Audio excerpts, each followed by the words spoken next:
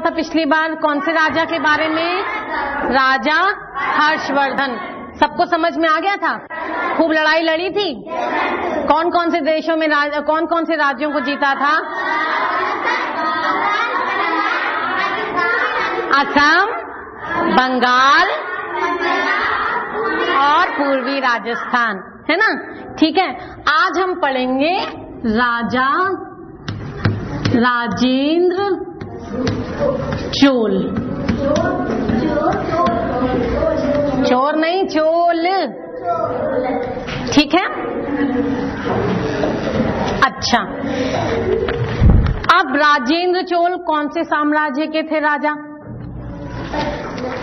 हर्षवर्धन कौन से साम्राज्य के थे? चलो बताओ।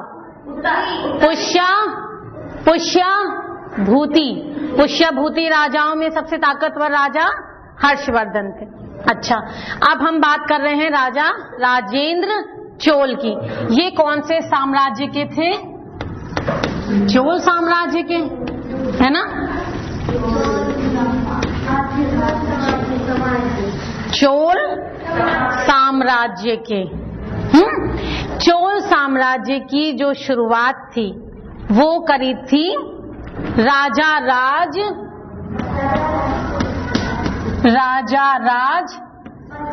चोल ने। बड़ी हंसी आ रही है चोल के नाम से। हाँ, किसने शुरुआत करी? कौन सबसे? राजा राज चोल। ठीक है, अब इनके बेटे थे राजेंद्र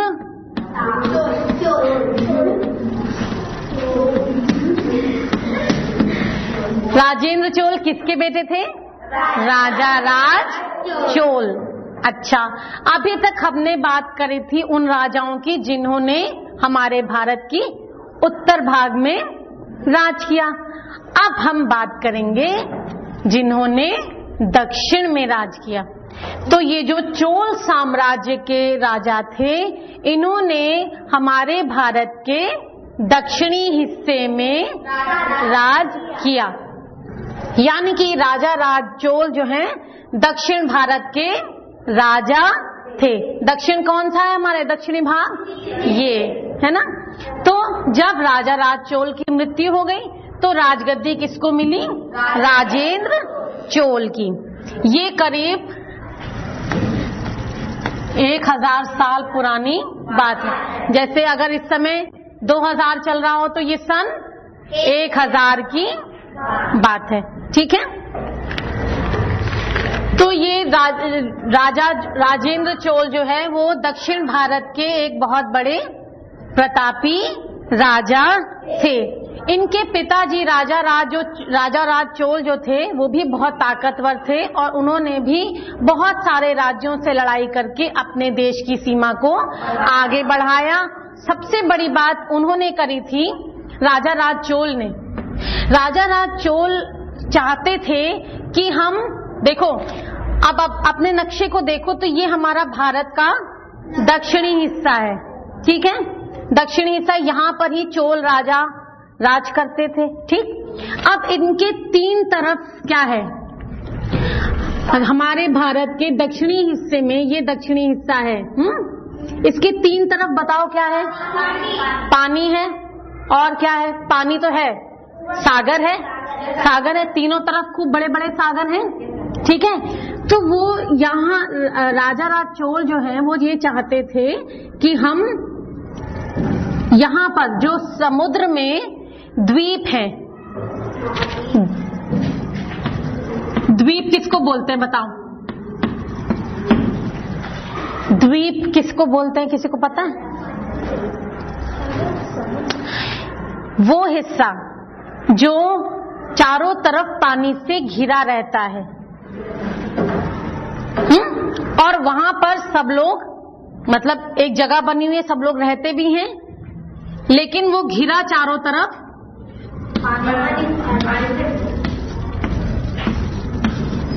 तो ये क्या बन गया? द्वीप। एक ऐसी जगह जिसके चारों तरफ पानी ही पानी है, वो बन जाता है एक द्वीप। अगर हम अपने भारत को देखते हैं, अब भारत के इधर देखो, ये दूसरा देश है, कौन सा है? श्रीलंका। ये देखो चारों तरफ से ही पानी से घिरा हुआ है ना, तो ये भी एक द्वीप है ना, ये भी एक द्वीप है। यहाँ पर भी हमारे एक द्वीप है, लक्षद्वीप, जो हमारे भारत देश में ही आता है, लेकिन उसका नाम है लक्षद्वीप। वो भी हर तरफ से पानी से घिरा हुआ है। तो ये जो दक्षिण के राजा थे, चोल साम्राज्य के खास तौर पे, ये लोग चाहते थे कि हम समुद्र में भी जितने जितने द्वीप हैं उन पर भी कब्जा कर लें। ये क्यों होता था? क्योंकि यहाँ के जो ये द्वीप थे, यहाँ पर खूब पैसा था। तो उन्होंने सोचा कि अगर हम इन राज्यों, इन द्वीपों में को लड़ाई करके अपने राज्य में मिला लेंगे तो हमारे पास भी एक तो धन बहुत हो जाएगा, दूसरा व्यापार भी बढ़ जाएगा, है ना। तो व्यापार बढ़ाने के लिए ये चाहते थे कि हम इन द्वीपों पे लड़ाई करें और इनको अपने राज्य में मिलाएं, हम अपना राज्य इस पर स्थापित कर लें। तो कुछ तो करे राजा, कुछ तो किया राजा राज चोल ने, लेकिन राजेंद्र चोल ने मालदीव को जीता, श्रीलंका को। ये देखो मालदीव यहाँ पर है। मालदीव कहाँ पर है? हिंद महासागर में, है ना। और श्रीलंका भी एक द्वीप है। तो इन्होंने, राजेंद्र चोल ने और भी लड़ाइयां लड़ी, लेकिन इन्होंने, इनकी खासियत ये थी कि इन्होंने समुद्र में जो द्वीप थे वहां पर जाकर लड़ाई लड़ी और उन पर भी अपनी जीत हासिल करी। किस पर? मालदीव पर और श्रीलंका पर। ये उस समय एक बहुत, अभी तुम लोगों को लग रहा है कि अरे तो क्या हो गया, कौन सी खास बात थी, लेकिन उस समय के लिए 1000 पुरानी बात, 1000 साल पुरानी बात है। उस समय पानी में जहाजों के द्वारा व्यापार करना और वहां पर पानी में जो द्वीप है दूर दूर, इन लोगों को जीतना लड़ाई करके, कैसे अपनी सेना लाए होंगे, कैसे लड़ाई लड़ी होगी, ये बहुत मुश्किल काम था। तो इसलिए ये इनकी बहुत बड़ी उपलब्धि थी, बहुत बड़ी बात थी उनके लिए कि इन्होंने समुद्र वाली जगहों पर, समुद्र के द्वीपों पर लड़ाई करी और उन पर अपना राज्य बनाया। ठीक है। तो राजेंद्र चोल ने कौन कौन से? मालदीव और श्रीलंका को जीता। उसके अलावा अब ये दक्षिण के राजा थे, ठीक है, लेकिन राजेंद्र चोल ने उड़ीसा और बंगाल को भी जीता। उड़ीसा के राजा से लड़ाई लड़ी और बंगाल के राजा से भी लड़ाई लड़ी और जीत मिली उनको। अच्छा, यहाँ पर जो है, अब ये दक्षिण में थे और ये कहाँ पर आए? हमारे देश की उत्तर दिशा में, है ना, जहाँ पर गंगा बहती है। ठीक है, यहाँ पर। तो अब इन्हें ये राजा थे, दक्षिण के राजा थे, जो गंगा के तट तक पहुंचे, इसलिए इनको उपाधि दी गई गंगई कोड की। गंगई कोंड चोल, क्या उपाधि दी गई बताओ?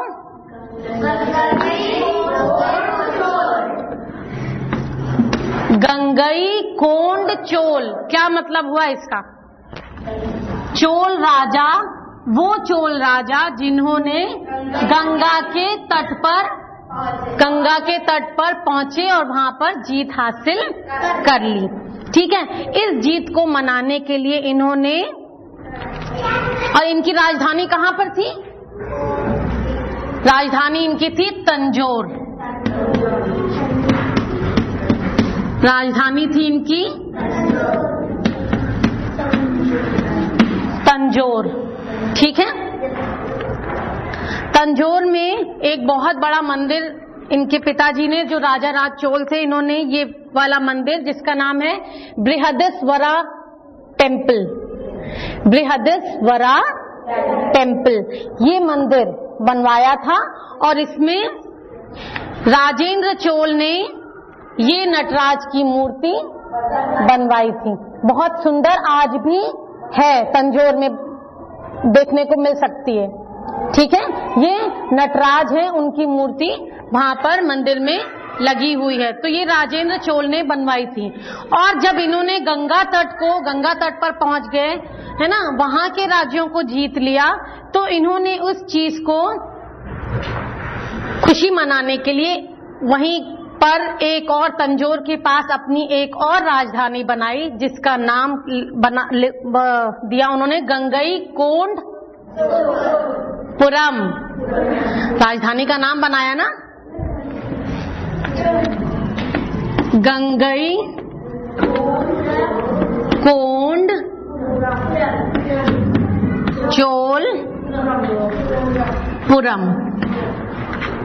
गंगईकोंडचोल। अब बताओ, राजेंद्र चोल को कौन सी उपाधि दी गई थी? गंगईकोंडचोल। क्या मतलब है इसका? वो चोल राजा जिन्होंने गंगा के तट पर विजय प्राप्त करी, और इस खुशी को मनाने के लिए उन्होंने उनकी राजधानी कौन सी थी? तंजौर। ठीक है, तो उन्होंने अपने राज्य की एक और राजधानी बनाई, जिसमें कि उन्होंने गंगईकोंडचोलपुरम, है ना, उसका नाम रखा गंगईकोंडचोलपुरम। वहां पर उन्होंने शिव जी का मंदिर बनवाया, बहुत बड़ा मंदिर बनवाया, जो जैसा ये तंजौर में बृहदेश्वरा मंदिर बना हुआ है, ऐसे ही उन्होंने गंगईकोंडचोलपुरम में शिव जी का एक बड़ा सा मंदिर बनवाया था, जो कि बिल्कुल बृहदेश्वरा मंदिर की तरह है। ठीक है, और इन्होंने जावा और सुमात्रा नाम के द्वीपों पर भी जीत हासिल करी। और ये सब जीत हासिल करने के बाद यहाँ के व्यापारी द्वीपों पर जा के सामान खरीदते थे, बेचते थे। इस तरीके से इनके राज्य में व्यापार ने खूब ज्यादा तरक्की करी। ये सबसे बड़ी उपलब्धि थी।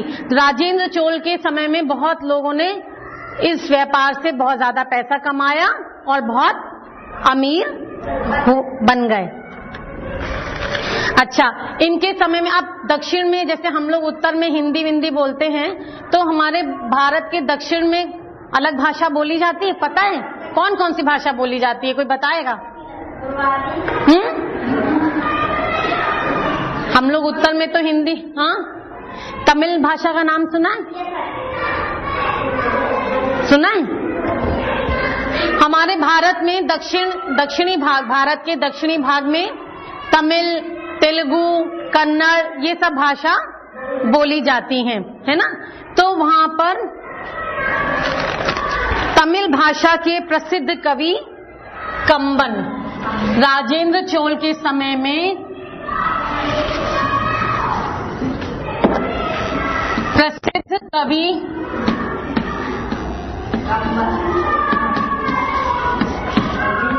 थे कंबन। ठीक है, और इन्होंने रामायणम नाम की पुस्तक लिखी। जो कंबन थे, इन्होंने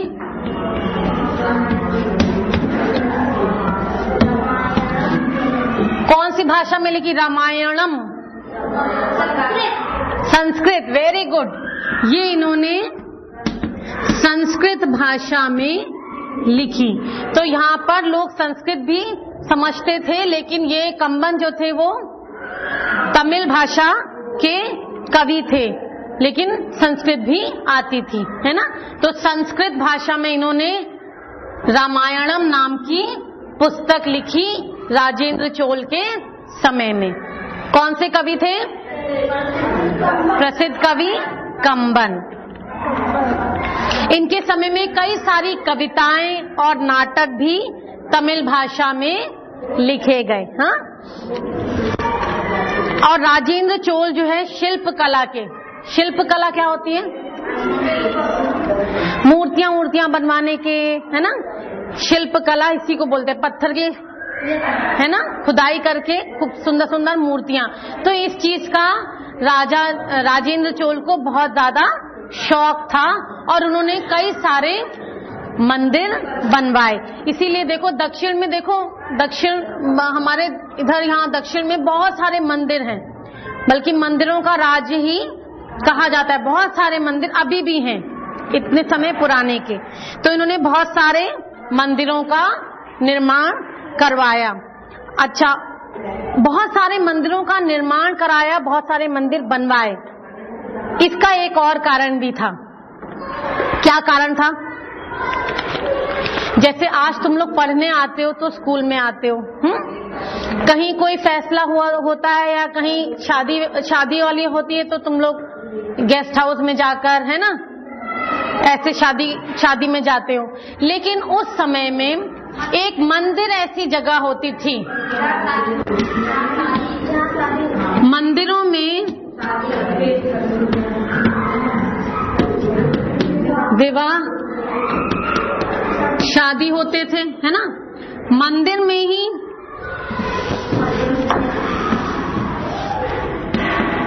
विद्यालय था, मंदिर में ही बच्चे पढ़ने आते थे, वहीं पर ही उनको शिक्षा दी जाती थी, है ना। मंदिर में ही लोग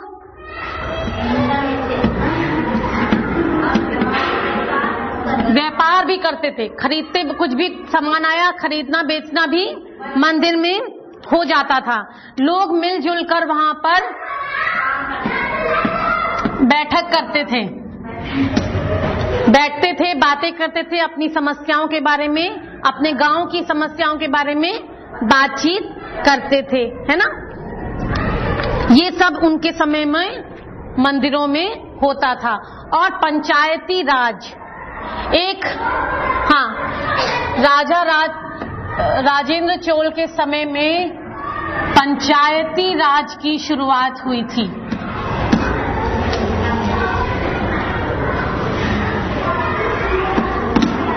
यह हमारे देश में तब से शुरुआत हुई थी, तब से चला आ रहा है, इतने साल पुराना। पंचायती राज के बारे में कोई कुछ जानता है?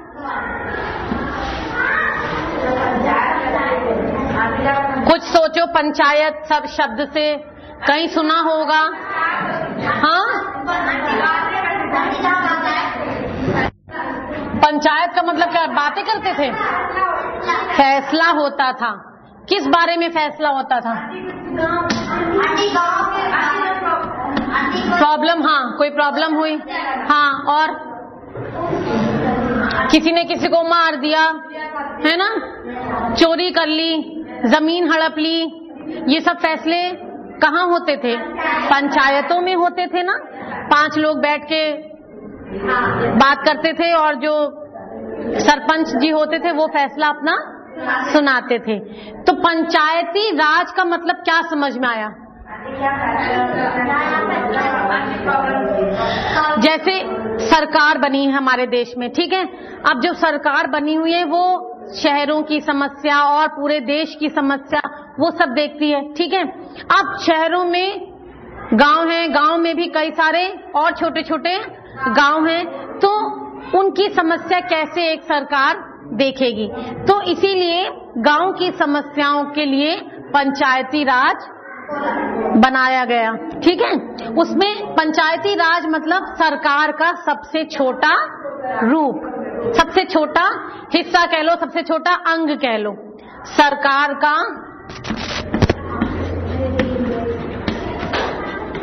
सबसे छोटा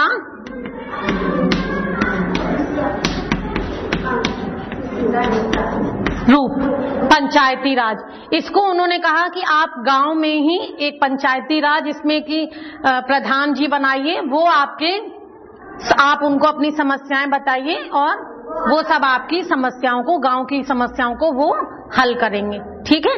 और ये गांव के जो प्रधान, पंचायती राज में जो गांव के जो प्रधान वगैरह बनाए जाते हैं, जैसे हम लोग वोट करके मंत्री बनाते हैं, वैसे ही जो गांव के प्रधान बनाए जाते हैं वो भी वोट डाल के बनाए जाते हैं, है ना, सारा वही होता है।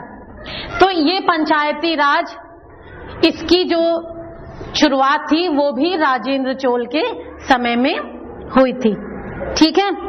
और सबसे बड़ा काम ये हुआ था कि इनके समय पर व्यवसाय ने खूब ज्यादा तरक्की करी। लोग नाव और जहाजों में बैठकर व्यापार करने आते भी थे और जाते भी थे, क्योंकि इन्होंने सारे द्वीपों पर कब्जा करा था, ठीक है। अब जल्दी जल्दी एक एक पॉइंट मुझे बता दो राजेंद्र चोल के बारे में। कौन से राज्य के थे, किसके बेटे थे, पहले बता दो। राजा राज चोल। और कौन से हिस्से के थे राजा ये? हमारे देश के दक्षिणी भाग के राजा थे राजेंद्र चोल। अच्छा, अब इनको किस चीज की उपाधि मिली थी? गंगई कोंड चोल। गंगई कोंड चोल की उपाधि मिली थी। क्यों? क्योंकि इन्होंने गंगा के तट तक जाकर वहां के राज्यों को जीता था। कौन कौन से राज्यों को जीता था? उड़ीसा, हाँ, और बंगाल। उड़ीसा और बंगाल। और कौन कौन से, फिर इन्होंने, इसलिए इनको गंगई कोंड चोल की उपाधि दी गई। इनकी राजधानी थी कन्नौज, तो सॉरी तंजौर। तंजौर राजधानी थी। और इन्होंने एक और राजधानी बनाई, क्या नाम था? वेरी गुड, गंगई कोंड चोलपुरम। तंजौर में एक मंदिर है, क्या नाम है उसका? बृहदिस्वारा मंदिर। बृहदिस्वारा मंदिर, जिसमें किसकी मूर्ति है? नटराज की मूर्ति बनी हुई है। और राजेंद्र चोल ने अपनी एक और राजधानी बनाई जिसका नाम रखा गंगई कोंड चोलपुरम। वहां पर भी उन्होंने एक बड़ा सा मंदिर बनवाया जो कि बृहदिस्वारा मंदिर के जैसा है ना। अच्छा, उसके बाद इन्होंने द्वीपों को जीता, व्यापार ने बहुत ज्यादा तरक्की करी और इन्होंने बहुत ज्यादा मंदिर बनवाए। और मंदिरों में लोग विवाह शादी होते थे, लोग बच्चे पढ़ने आते थे, व्यापार भी हो जाता था, बैठक भी हो जाती थी, है ना। ठीक है, समझ में आया? कल इसके लिए हम टेस्ट लेंगे। राजेंद्र चोल, राजा राजेंद्र चोल के बारे में कल हम पूछेंगे, ठीक है। ओके।